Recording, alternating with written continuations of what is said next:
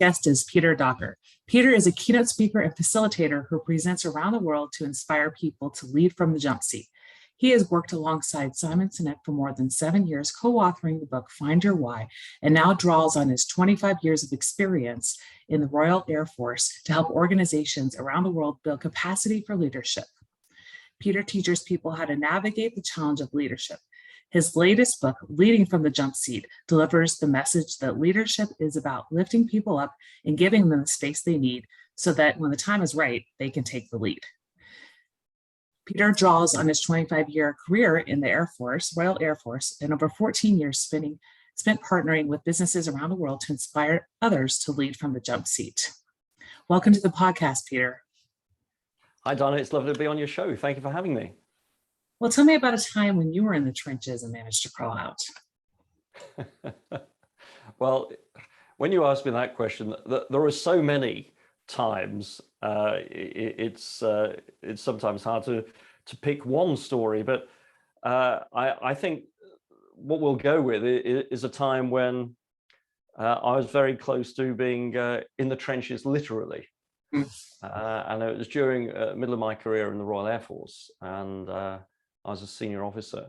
It was 2003, and I was the British Force Commander leading 200 young men and women out in, well, we're based in Saudi Arabia, and we flew at the time large aircraft called VC-10s, about the size of the sort of aircraft you go on vacation, on holiday in. And we didn't have any offensive capability. Our job was to give away fuel, give away gas through hoses that we put out the wings, and we refueled British, American, and Australian aircraft.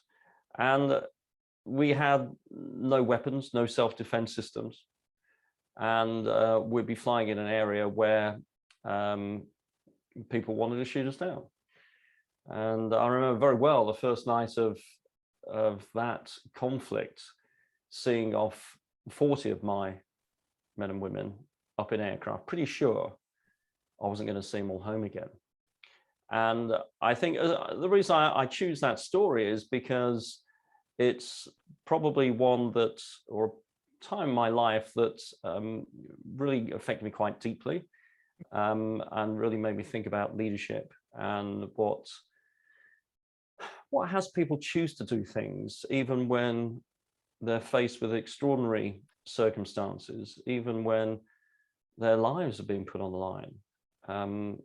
And to have people choose to step forward when many would go the other way is quite an extraordinary thing to experience. So yeah, that was, although I was 20,000 feet, that was almost literally in a trench, you know, and we didn't have enough resources. We didn't have, the weather was terrible with sandstorms, lots of challenges were thrown our way over a period of 4.5 months. Yeah, that was an interesting time in my life. And you talk a lot about different stories and challenges, when you worked with the Royal Air Force and learning to lead from the jump seat in your book. And we'll talk a little bit more about the book later, but I wanted to get a definition of what is jump seat leadership and why did you choose this name? Well, like a lot of things, stories are a great way of explaining. So I'll explain the story that created this term in my mind, or this approach. And it goes back to another part of my Royal Air Force career. So I was in the Air Force for 25 years, so a fair chunk of time.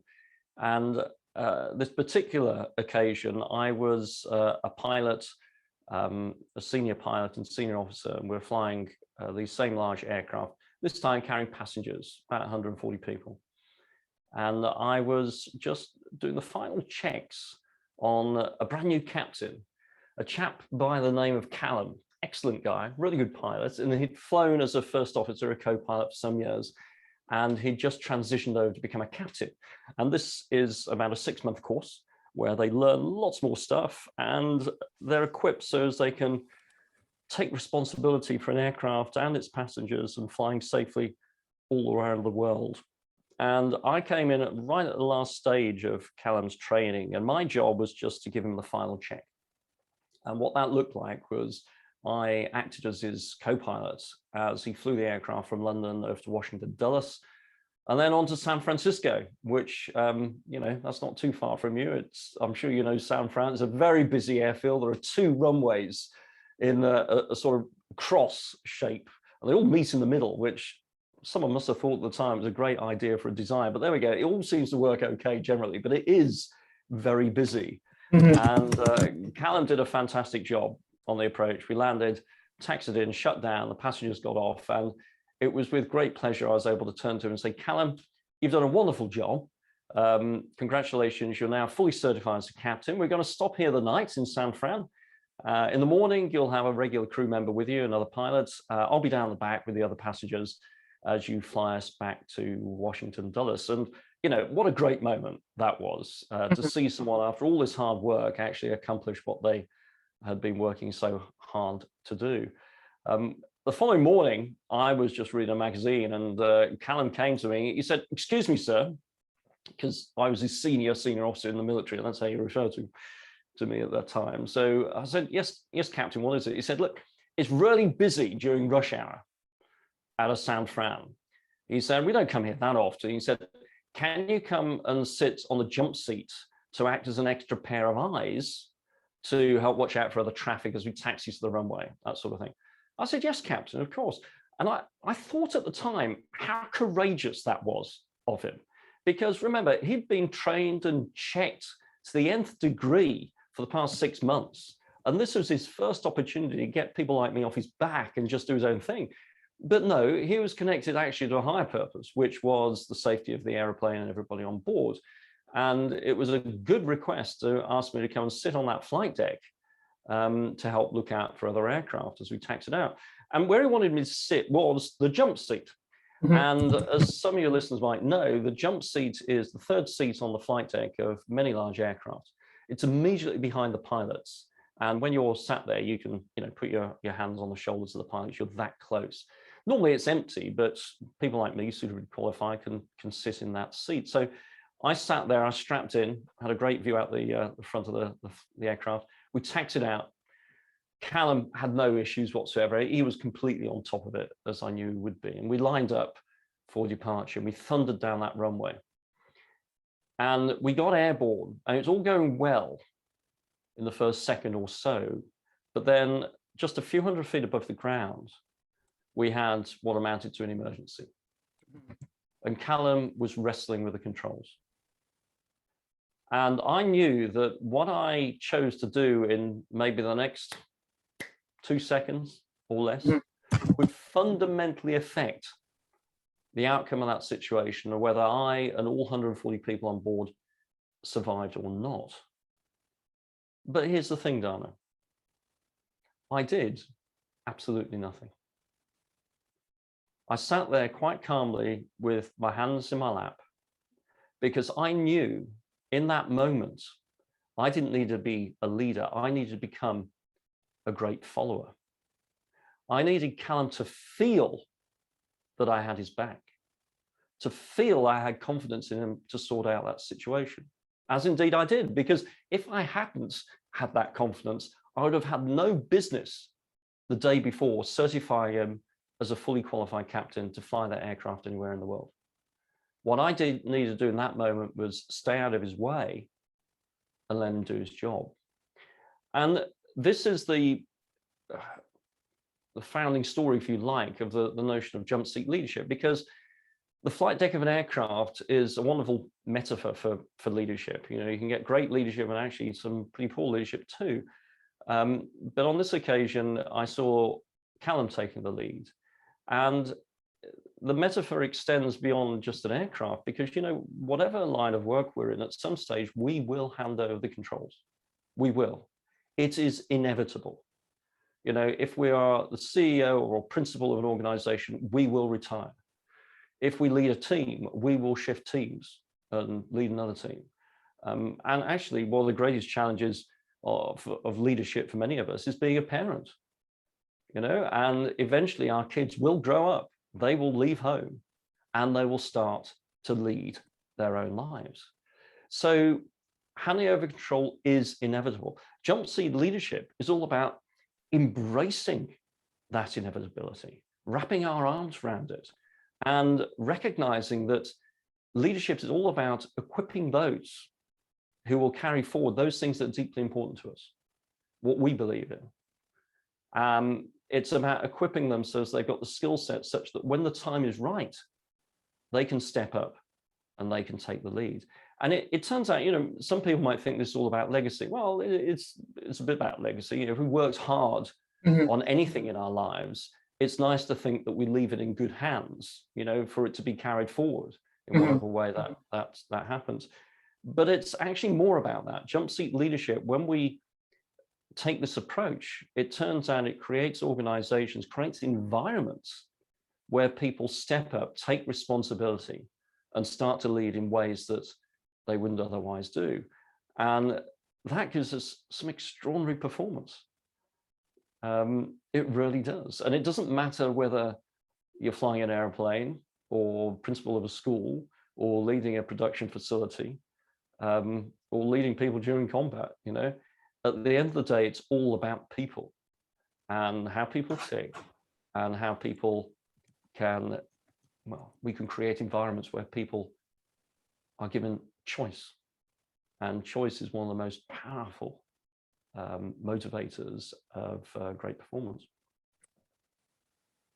So if we're talking about school leadership, a lot of school leaders, the school culture trickles down from the principal. But if the school principal is leading with Jumpseat leadership, how can they help their assistant principals and other members of the administrative team create that school culture and apply this type of leadership? There are a lot of schools that are hiring completely new leadership teams for the start of the 22-23 school year. So what are some tips you'd give to those principals? Well, actually, the tips, Dana, are very similar to any other person who chooses to lead. And it starts with the person in the mirror. Jumpseat leadership, I break it down to 3 practices: commitment, humble confidence, and belonging. And we can cover the other 2 later, but commitment is all about getting very clear yourself on what it is you stand for, what you believe in. Now, this goes deeper than values. Values aren't as fixed as we might like to think they are. Most of us, for example, might like to think that we're pretty courteous to others in our day-to-day life. But I tell you, if you're late driving to a meeting and you see one last spot in the parking lot and you think that's mine, and out the corner of your eye, you can see someone else hunting for that spot, boy, chances are you're going to grab that spot. Now, you might feel a bit guilty about it afterwards in your mind, but what's happened in that moment to your value of consideration for others, put others first? So values can be affected by circumstances. What I'm talking about in terms of our stands, these go deeper. These are what I refer to as our non-negotiables. Now, many of us, for many of us, family is something that's deeply important. A couple of years ago, I received a phone call from my wife, and she'd been involved in a car accident. Now, I dropped everything. I think I was on a conference call at the time, but I explained quickly that I needed to go. Everybody got it. And I went out the door. It was only a couple of miles down the road, jumped in my car, and off I went. Here's the really important point. I didn't know what I was stepping into. I didn't know what I would find. And yet there was nothing on this earth that would stop me from taking that step forward. Because it turns out that when we get clear on what's deeply important to us, it gives us a reservoir of energy that can help us overcome adversity, crisis, change, or uncertainty.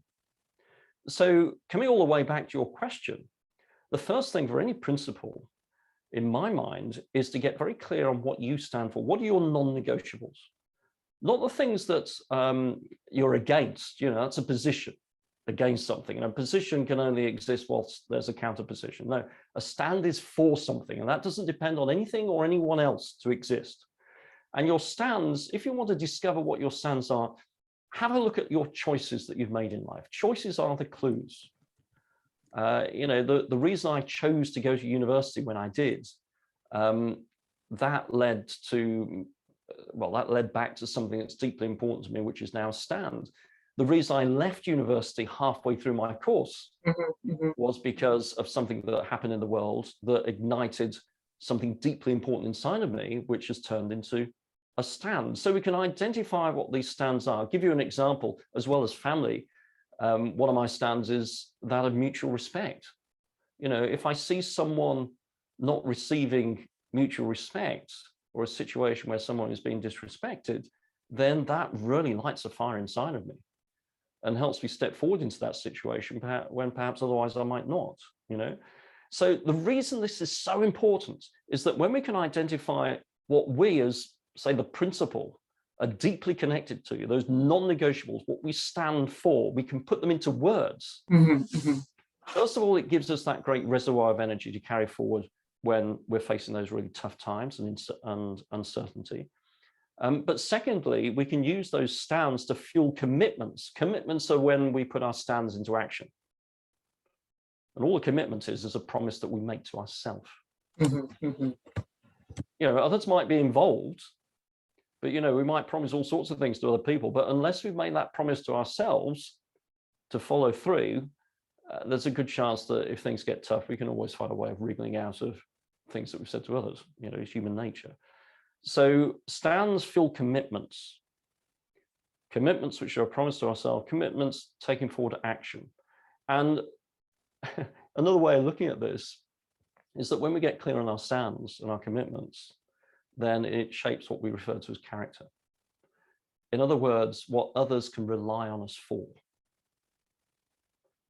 And I think when we're hoping to bring on people who report to us, assistant principals, deputy principals, or in my case, junior pilots in the earlier example, then for them to know what they can count on us for, what we stand for, not only develops great mutual respect, but also it gives people a solid foundation on which they can build, because they know that we will have their backs based on what we stand for, what we believe in. And that is one of the most generative things that we can offer to our people. If, on the other hand, we haven't taken the time to get clear on what we stand for, what we believe in, and the direction we're going to travel in, it's very difficult for anybody else in our team to get a handle on what is important to us and therefore shape their actions accordingly. Yeah, and I think we're talking a lot about being parents of teenagers and teachers.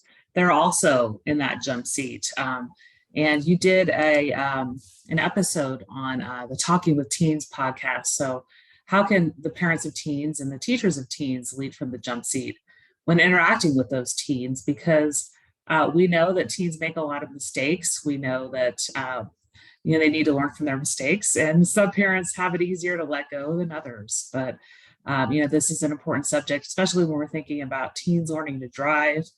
In the US, they can drive at age 16, or just making those choices about post-secondary education.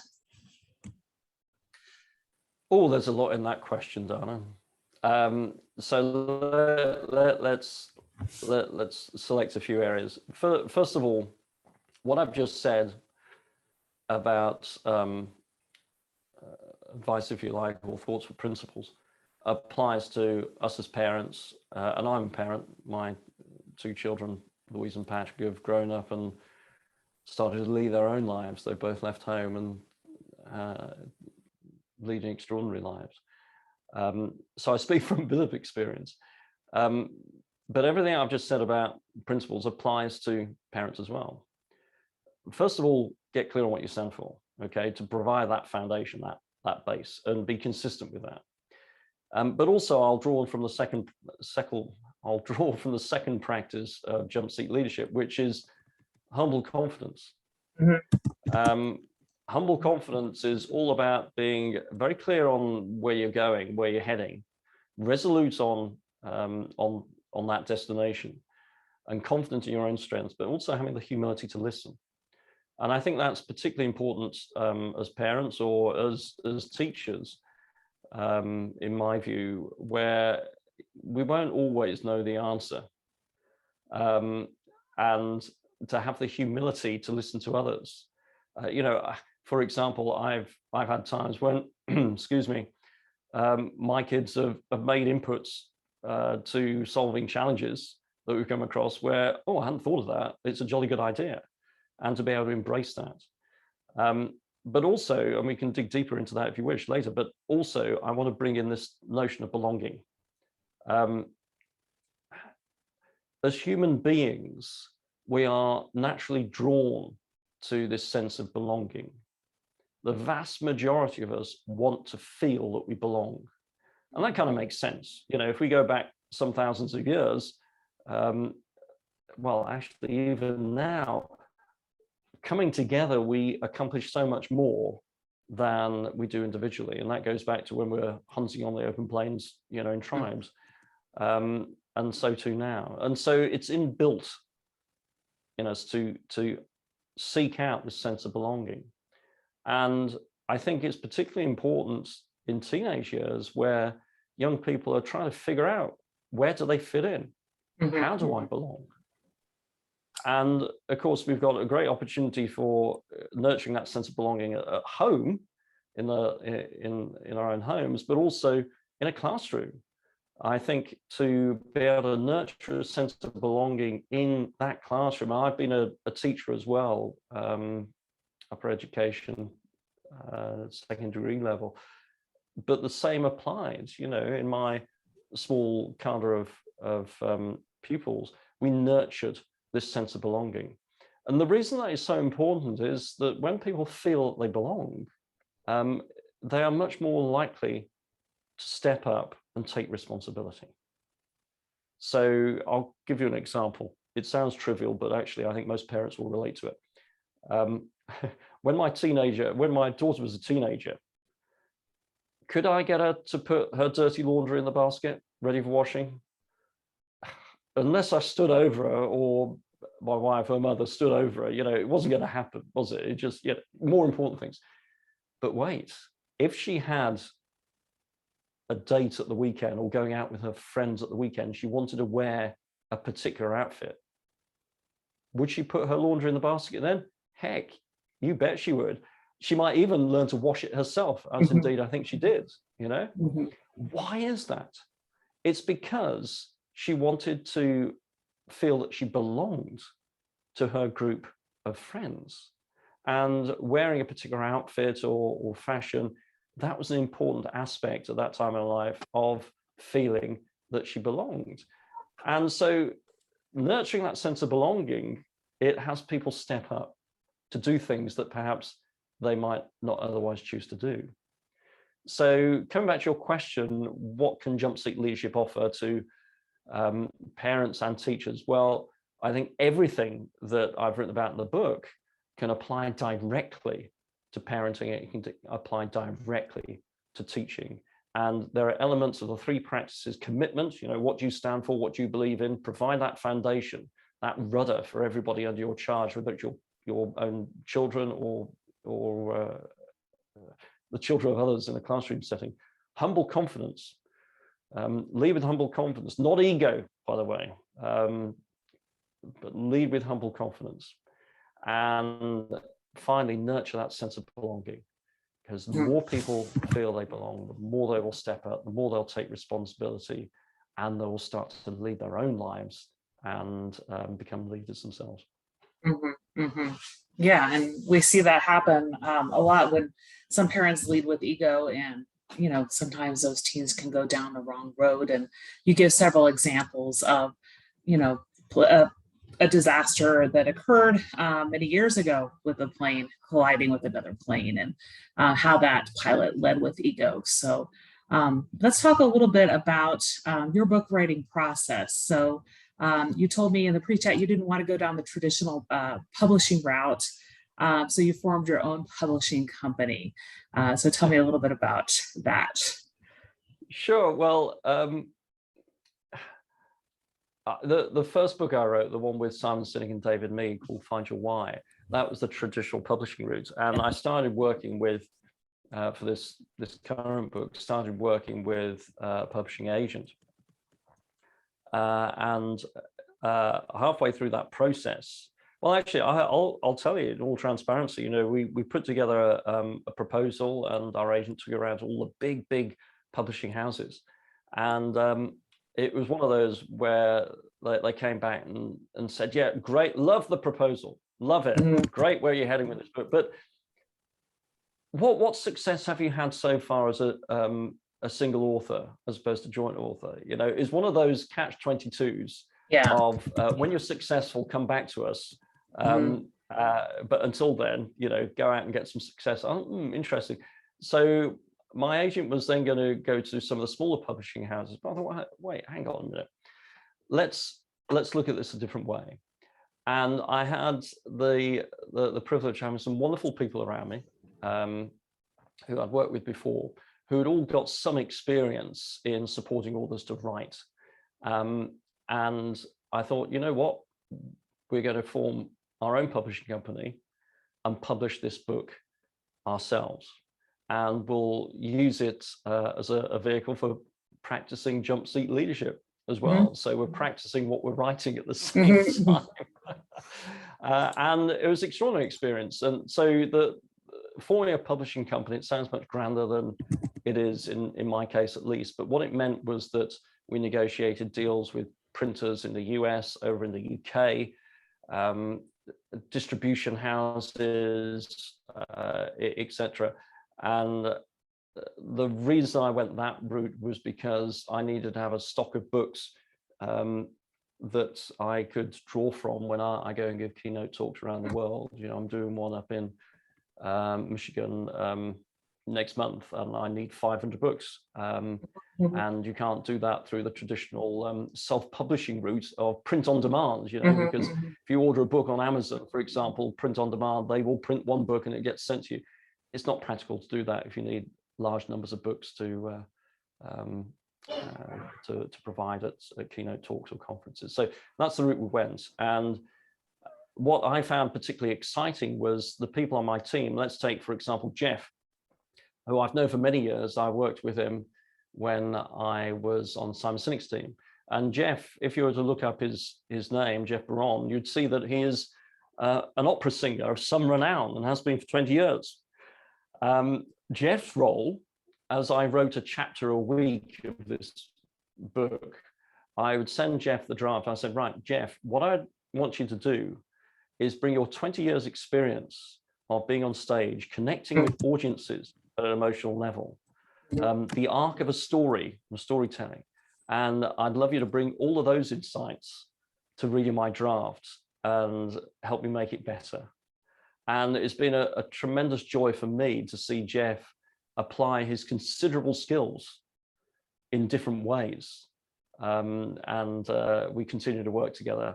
And it's a great joy for me. And the other aspect of Jumpseat leadership that I apply into this whole creating your own publishing company is that everybody I work with in the States, whether it's on my team, whether it's Jeff, Ashley, Christina, they each have their own businesses. And I work with them to help them build their business and lift them up. And it just so happens that they bring those skills they have in their own business to me as a client to help me accomplish what I'm trying to accomplish. So it's a pretty cool setup, even though I say so myself. It's great to see those people I mentioned thrive and progress. It's a great way of doing it. And I think getting that advice from Jeff and how to weave those stories in really works well in your book. And I wanted to just kind of point out how like how you end each chapter and you have those bullet points, kind of you have the story coming into the chapter, how you experience the situation, how it could be applied to other situations. But then you have those, what people should remember, basically, how, those bullet points of what they should think about as they go on from each chapter. And, I wanted to kind of talk about like the legacy. You're wrapping up the book. at the end of the book talking about how the legacy is about the delight of seeing other people rise after we lifted them up, right? You give several examples throughout the book of lifting up those co-pilots, or, letting them, keep the controls, even though, they might have been fumbling. So I think just weaving everything in, and, it comes out perfectly, in my opinion, for somebody who is writing, about to have a book published themselves. So I hope I'm able to accomplish the same thing, and weaving the storytelling and those points to remember together. Well, thank you. And the points you mentioned at the end of each chapter, I wanted the book to be a how-to guide, and the points you refer to, I call them "consider this." Because Jumpseat leadership is not about telling people what to do. Yeah, it's about creating a space that they can step into, and the notion of, well, consider this, is exactly the words I wanted to have in these bullet points at the end of each chapter, because they might not apply in every situation, but if you think about it, chances are they will, or it will be a stepping stone to another idea that you could, a way you could implement the practices of Jumpseat leadership in your particular profession, business, or even your home life. So you mentioned that you do trainings with groups of people, when you have to order those large numbers of books, et cetera. So do you have any upcoming keynotes or trainings in North America that you'd like to talk to leaders about? Well, I have, but they are company-based. So, for instance, I'm working with a large grocery store chain across North America, and I'll be giving a keynote to their 500 VPs and directors, and then following up with 2 workshops. So the keynote is in person, and the workshops I do afterwards will be from a TV studio I use here in the UK, which is where I'm based, as you might gather from my accent. Yes, but that's obviously a closed, those are closed sessions because it's for a particular company. What I'm hoping to do is, whenever I'm in the States working with a corporation, then I encourage that corporation to sponsor me to stay a couple of extra days in the area, so as I can then go and give a talk to say schools, high schools, or colleges, or first responders, people who might not ordinarily be able to not ordinarily have the budget to get me over. I'm hoping that will happen in Michigan, up in Grand Rapids, where I'll be. That will be end of August. Yes, that's what I have at the moment. I'm also working on, I've been spending a lot of time over the last few months writing a course to help people implement Jumpseat leadership. And I think I've written something like 100,000 words. It's longer than the book. But what this course looks like is I'm taking people through on video myself, the concepts and the ideas and the approach of Jumpseat leadership. And it's designed such that a facilitator of an organization, and this is directed principally at corporations who have got thousands of people who I couldn't possibly reach myself. So this is a way of scaling it. But any teacher would be able to easily facilitate this course. And what they do would stream the videos that I produced to the participants in a workshop. And during that video, I'm setting people up, explaining things, but also asking them questions and exercises. And all the facilitator needs to do is to curate that and listen to what people come up with in terms of responses to the questions. So I'm excited by that. Extraordinary amount of work's gone into it. It's designed to provide between 6 and 12 months of training for companies. So yes, but I could see how there may well be applications in the school system if people were interested. So we're hoping that will come online in October time. in the fall. So stay tuned to my website and the likes as we bring that to fruition. Yeah, and you said that you're going to be using the Apollo 13 movie as a case study. You mentioned that a little bit in your book. Yeah, I think Apollo 13 is a fantastic visual example of Jumpseat leadership in action. And I've managed to get the rights from Universal Studios to use clips of Apollo 13 to illustrate the practices of Jumpseat leadership in action. And of course, thanks to Hollywood, it's quite dramatic and exciting too. So that also helps, I think, in a workshop environment. Well, we've talked a lot about your experience, how you've applied Jumpseat leadership in your work with the Royal Air Force, and how others can apply that. Out of everything we discussed on the podcast today, what's one thing you'd like listeners to remember?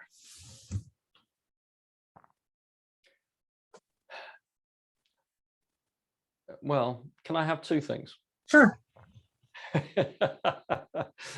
They're closely related. I think the first is simply be yourself. Mm-hmm. Now, that is advice that was given to me, it feels like hundreds of years ago, when I graduated from the Royal Air Force College as an officer back in 1983. And one of my trainers said, just be yourself. It wasn't until years later that I fully understood what that means. And that to me now means be very clear on what you stand for, what you believe in, because that gives other people a way of being able to relate to you, but also it's your reservoir of energy and strength as you step into the unknown and face challenging circumstances. And it's related to the other point I'd like to make, which I'll draw on a quote from Elon Musk. He set up SpaceX, and for quite a few years, every rocket he launched blew up shortly after takeoff. And someone asked him, how on earth do you keep on going? Mm-hmm. And he said, if something is important enough, you'll do it anyway, even when the odds are not in your favor. And identifying what is deeply important enough is linked directly to understanding what we stand for, what we believe in. And just like with Elon Musk trying to launch spacecraft into space, that will give us the energy to continue to move forward even in the face of adversity. Mm-hmm. So be yourself and identify what's deeply important to you, because that will help you on your way. Oh, that's great to remember, and I know you refer to that in the book as well. And you tell many stories about how people like Elon Musk are leading from the Jumpseat and keep going and stay motivated. Where can people connect with you and find you online? Website is easy one. My website is leadingfromthejumpseat.com. You can find me on the usual social media sites of Twitter and Instagram @PeterDocker, and also of course on LinkedIn. I haven't been too active recently on social media because I think it can end up wasting a lot of time, and mm-hmm. I've been focused on writing this course. But also there are some articles. There was an article in Forbes written about the book that came out just a couple of weeks ago.